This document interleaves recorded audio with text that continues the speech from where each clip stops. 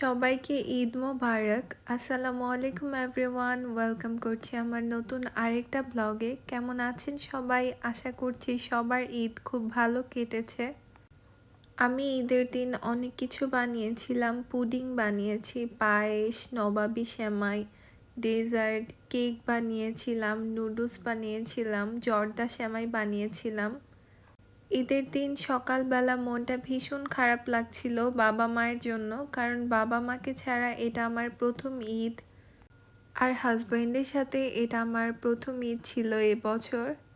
তারপর সকালবেলা রেডি হয়ে আমরা বেরিয়ে পড়ি, চলে যাই একটা আপুদের বাসায়। প্রথমে আপুদের বাসা ছিল উডব্রিজ, আমাদের বাসা থেকে অনেক দূর, ড্রাইভ করে যেতে প্রায় 1 ঘন্টার মতো লেগে গিয়েছে, কারণ যেহেতু ফ্রাইডে ছিল। আর আপু তো অনেক অনেক আয়োজন করেছে, ফুচকা, চটপটি, তার সাথে ছিল পুডিং, নবাবী সেমাই বানিয়েছিল আপুও, আর গরুর মাংস। আপুদের কাবাবটা কিন্তু অনেক বেশি মজা হয়েছিল। তারপর আরও অনেক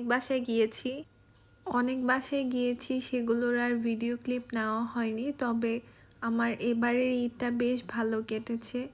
বাসায় এসেছি রাতের বেলা, সারাদিন বাহিরে সবার বাসায় ঘোরাঘুরি করেছি।